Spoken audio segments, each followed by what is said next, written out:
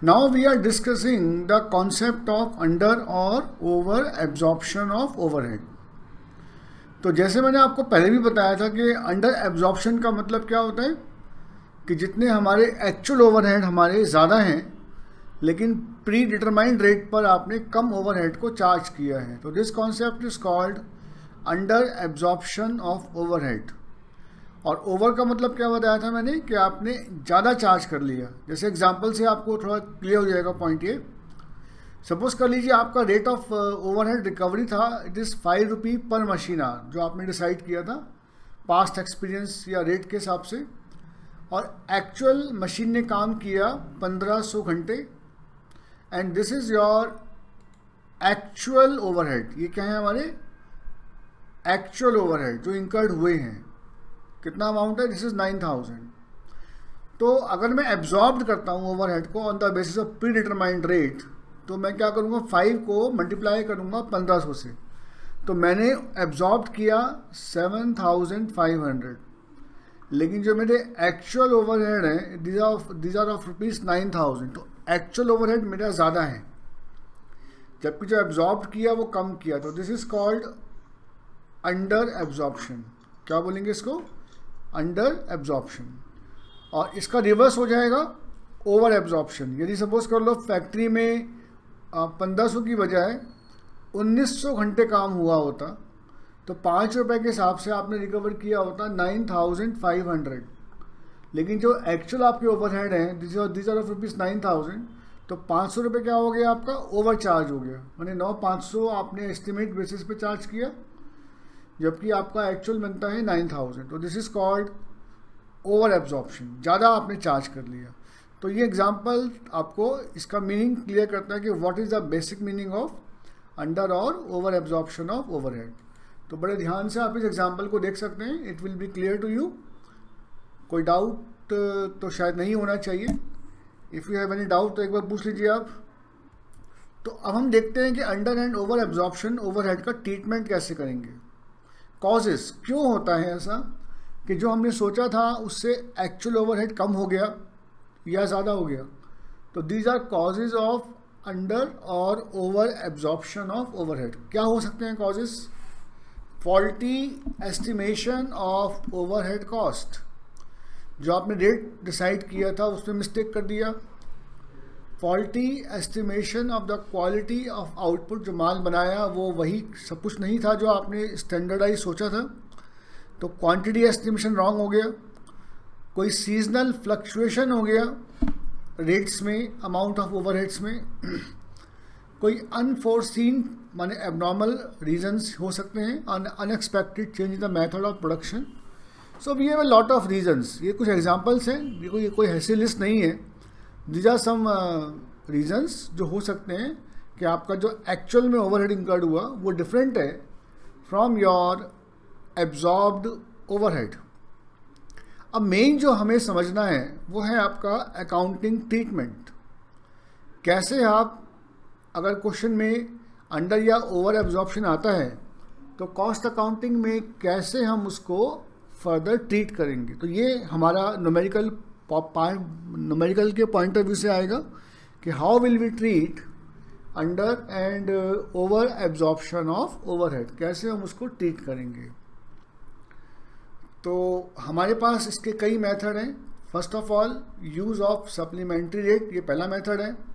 Number 2 फिर आपके पास आएगा writing off costing P&L account, और number 3 carried over to the next year. तो 3 बेसिक मेथड है हमारे पास। पहला मेथड है आपका use of supplementary rate, number 2 writing off to costing P&L account, and number 3 carry over to the next year. ठीक है, तो हमारे पास जो फर्स्ट मेथड है this is called use of supplementary rate. अब ये सप्लीमेंट्री रेट क्या होता है? Where the amount of under और over absorb overhead is significant, a supplementary overhead absorption rate is calculated to adjust the amount in the cost. However, adjustment is made in the cost of work in progress, finished stock and cost of sale. देखो supplementary rate का normally हम use तब करते हैं जब हमारे पीछे से माने ड्यू टू आपका मार्केट में इन्फ्लेशन हो गया, डिफ्लेशन हो गया, माने due to market condition price change हो गए, जो प्रोडक्ट है उसकी कीमत चेंज हो गई, तो फिर हमें अपने रेट्स को अपडेट करना पड़ता है। We are using supplementary rate, मतलब कि जो रेट आपने डिफाइंड किया था हम उस रेट को आगे के लिए एडजस्ट कर देंगे। तो नॉर्मली जो आपका स्टॉक है, जो माल बनकर तैयार हुआ, वो 3 स्टेजेस में होता है। या तो वो वर्क इन प्रोग्रेस में चल रहा होगा अभी माल जो बन रहा है, या कुछ माल बन के आपका तैयार हो गया होगा, और कुछ माल ऐसा होगा, कुछ माल का स्टॉक आपके पास बचा हुआ होगा, और कुछ माल ऐसा होगा जो बिक चुका है। तो जो भी आपके पास अवेलेबल फिनिश गुड्स हैं या जो अवेलेबल स्टॉक्स हैं वो 3 स्टेजेस में होगा। Maybe in work in progress माने unfinished, maybe finish stock जो बन के तैयार है और आपके गोडाउन में रखा हुआ है, और तीसरा कॉस्ट ऑफ सेल माने वो फिनिश स्टॉक जो आप सेल कर चुके हैं। तो तीनों में आपको इसका एडजस्टमेंट करना होता है सप्लीमेंट्री रेट का। एग्जाम्पल से आपको ये पूरी बात अच्छे से समझ में आ जाएगी। कंपनी ने सपोज कर लो, company absorbed overhead on predetermined rates for the year ended December 31, 2011। Factory overhead absorbed were ₹3,66,250। माने हमने जो एस्टिमेट बेसिस पे चार्ज किया है वो कितना चार्ज किया है, 3,66,250। लेकिन एक्चुअल में जो ओवरहेड हो गया वो कितना हो गया, 4,26,890। तो ये हो गया हमारा under over, this is absorbed कम है और एक्चुअल ओवरहेड ज़्यादा है, तो दिस इज कॉल्ड, क्या बोलेंगे इसको, अंडर एब्जॉर्प्शन। आपने कम एब्जॉर्ब किया है लेकिन आपका जो एक्चुअल ओवरहेड है वो ज़्यादा है, तो ये हो गया अंडर एब्जॉर्प्शन। तो अंडर एब्जॉर्प्शन का मीनिंग पहले आपको देखना पड़ेगा क्या है। तो एक्चुअल ओवरहेड में से एब्जॉर्ब्ड ओवरहेड को माइनस कर देंगे। अब क्योंकि एक्चुअल ज़्यादा है और एब्जॉर्ब्ड कम है, so this is called under absorption. माने सिंपल लॉजिक ये है कि ये जो कॉस्ट है, इन कॉस्ट में आपने 60,640 कॉस्ट को कम शो कर रखा है, क्योंकि जो आपने कम एब्जॉर्ब किया होगा तो उसका इफेक्ट कहाँ कहाँ आएगा, फिनिश स्टॉक में कुछ माल पड़ा हुआ है, कुछ माल हम बेच चुके हैं, कुछ माल अभी वर्क इन प्रोग्रेस में, तीनों के अंदर उसका इम्पैक्ट होगा। तो तीनों को हमें क्या करना पड़ेगा, तीनों ये अमाउंट जो है वो अंडर चार्ज हो रहे हैं। सिंपल लॉजिक ये है, तीनों अमाउंट में आपने कम लिखा है एब्जॉर्ब बेसिस पर, लेकिन एक्चुअल में जो ओवरहेड है वो ज़्यादा इंकर्ड हुए हैं। तो हमें लॉजिकली इस अंडर एब्जॉर्ब को तीनों में डिस्ट्रीब्यूट करके प्लस करना पड़ेगा। सिंपल लॉजिक है, ताकि हम इसकी कॉस्ट को एक्चुअल ओवरहेड के हिसाब से एडजस्ट कर दें। तो हमारे पास कैसे करेंगे, देखो तीनों को प्लस कर लिया अमाउंट को। तो फिनिश स्टॉक का 230,732, 840, 588 और 141,480, तीनों अमाउंट को ऐड कर लेंगे। और ऐड करने के बाद कितना आ गया आपका, 12,12,800, 12,12,800। उसके बाद जो ये आपके अंडर एब्जॉर्ब्ड ओवरहेड थे इसको डिवाइड कर दिया इस पूरे टोटल अमाउंट से, 5% का रेट निकल गया। और फिर हमने तीनों की अमाउंट को 5% से रेज कर दिया। जैसे आपका 2,30,000 रुपये का 2,30,732 को 5% से मल्टीप्लाई किया तो 11,536, 141, तीनों अमाउंट को 5% से मल्टीप्लाई किया तो इतने अमाउंट से तीनों की कॉस्ट को इंक्रीज कर देंगे। माने वी विल इंक्रीज, तो यहाँ लिखा हुआ है cost of finish goods, cost of will be increase by the below amount. माने सीधी सी बात यह कि जो पहले कॉस्ट 2,30,732 थी फिनिश गुड्स की, उसमें 11,536 माने 11,536.60 को प्लस कर देंगे। ऐसे 141,480 में 7074 प्लस हो जाएगा। माने तीनों की कॉस्ट को हम इन्फ्लेट कर देंगे, क्योंकि आप इसको और भी एक इजी वे में कर सकते थे अगर आपको लगता है। माने सीधी सी बात मुझे ये है कि ये जो अंडर का फिगर है 60640, इसको तीनों में डिस्ट्रीब्यूट करना है और ऐड करना है, क्योंकि ये अंडर एब्जॉर्ब्ड है। अगर ये ओवर एब्जॉर्ब्ड होता तो मैं इस फिगर को डिस्ट्रीब्यूट करके तीनों में माइनस करता। तो लॉजिक क्या है, अंडर एब्जॉर्ब्ड में तो ऐड करेंगे, कॉस्ट को बढ़ाएंगे, और अगर ये होता ओवर एब्जॉर्ब्ड तो हम कॉस्ट को क्या करते, रिड्यूस करते। तो इसका अपना मेथड है, आप इसको डायरेक्ट भी कर सकते थे। डायरेक्ट कैसे करते, अगर मैं करता तो मैं क्या करता, 60,660,640 को, जैसे सपोज कर लीजिए मैं पहले अमाउंट की बात करूं, सो आई विल डू, मैं क्या करता है इस केस में, ये आपका अमाउंट आया 60,640 को डिवाइड कर देंगे। किससे डिवाइड कर देंगे, टोटल अमाउंट से, 12,00,000 12,800 और डायरेक्ट फिर हम इसको मल्टीप्लाई कर देंगे। किससे मल्टीप्लाई कर दोगे? पहले वाले अमाउंट से, 23732।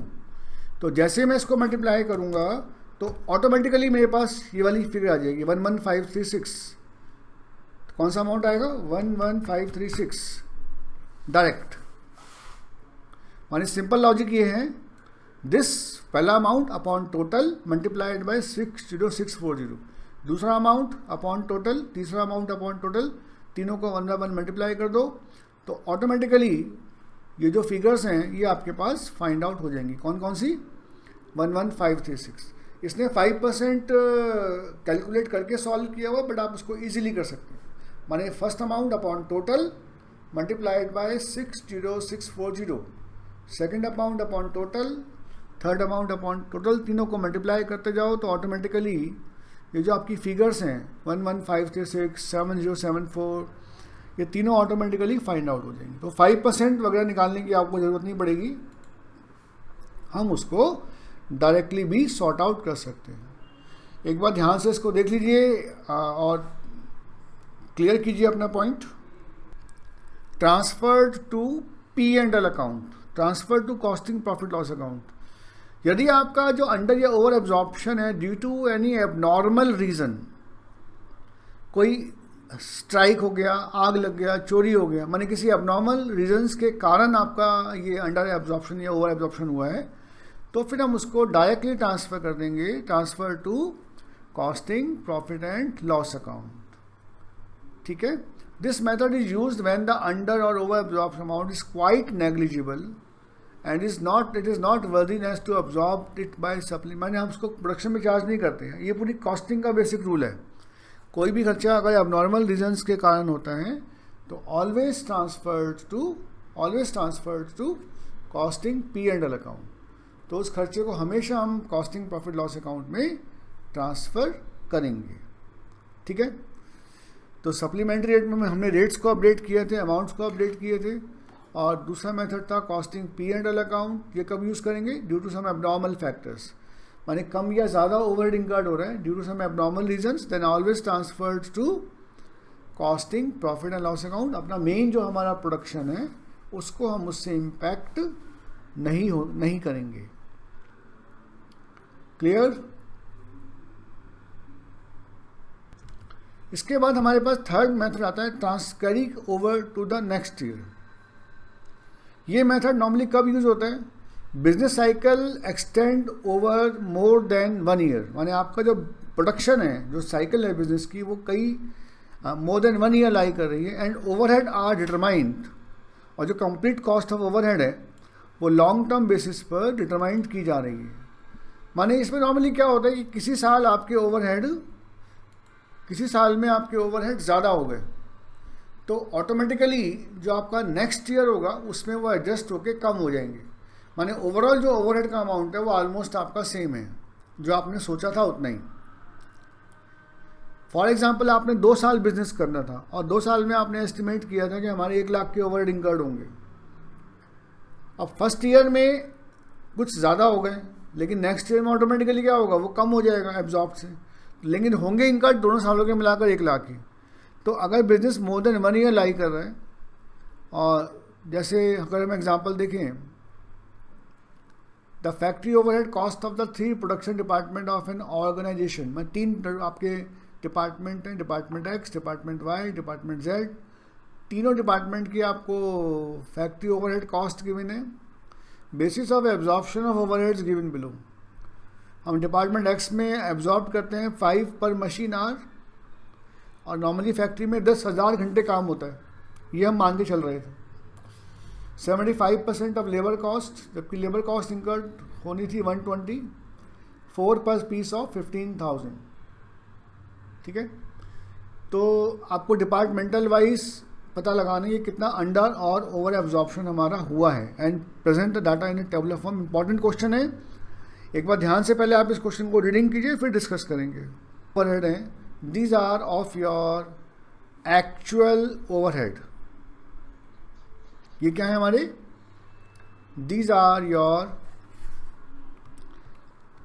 एक्चुअल ओवरहेड जो हमारे इंकर्ड हुए हैं, और यहाँ से हम फाइंड करेंगे इनकी हेल्प से we can find out absorbed overhead. इन डाटा की हेल्प से हम फाइंड आउट करेंगे एब्जॉर्ब्ड ओवरहेड, जबकि ये क्या थे आपके, these are of your actual, और यहाँ से निकालेंगे एब्जॉर्ब्ड, और फिर हम कंपेयर करेंगे कि किस डिपार्टमेंट में कितना अंडर एब्जॉर्प्शन हुआ, कितना ओवर हुआ। फॉर एग्जाम्पल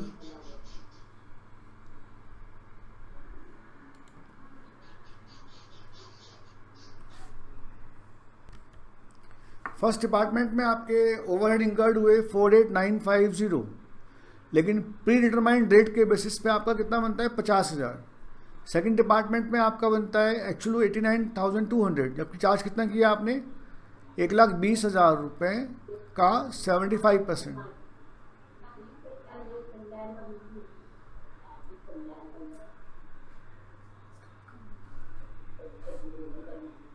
जो ओवरहेड है वो अलग अलग हैं, और जो चार्ज किया वो हमने अलग अलग किए।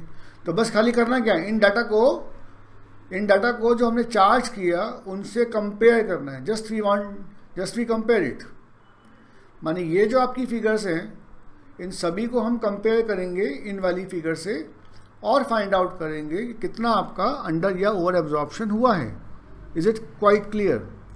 तो 48,950 आपका एक्चुअल में हुआ, जबकि आपने एब्जॉर्ब किया 50,000। 89,200 90,000, 64,500 60,000। तो उसके बेसिस पर हम एक टेबल ड्रॉ कर लेंगे कि हर डिपार्टमेंट में कितना कितना अंडर या ओवर एब्जॉर्प्शन आपका चार्ज हुआ। ये एक्चुअल, दीज आर एब्जॉर्ब्ड, तो एक्चुअल कम है, एब्जॉर्ब्ड आपने ज़्यादा कर लिया, तो this is called over absorption. ऐसे यहाँ भी ओवर एब्जॉर्प्शन है, और थर्ड डिपार्टमेंट में वी हैव अंडर एब्जॉर्प्शन।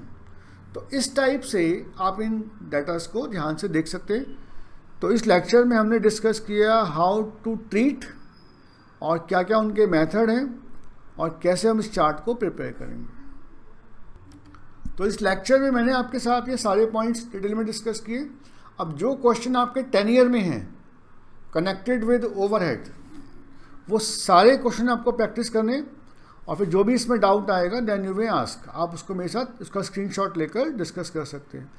जैसे अभी ये क्वेश्चन बीकॉम ऑनर्स में आया है, यू मे ट्राई, आप कर सकते हैं, या फिर जो क्वेश्चन 10 ईयर में है इस टॉपिक में जो आपके एग्जामिनेशन पॉइंट ऑफ व्यू से रेलिवेंट कॉन्सेप्ट थे वो मैं सारे आपको बता चुका हूँ। सो होप सो आपको ये सब समझ में आ गया होगा। ओके फ्रेंड्स, नाउ अब नेक्स्ट लेक्चर में I will discuss activity based costing. आप उसको देखते रहिए। This is my new lecture of activity based costing I will provide next time. Thank you very much. Please like and subscribe my video and my YouTube channels to get more updates. And again, thank you very much to watch my video.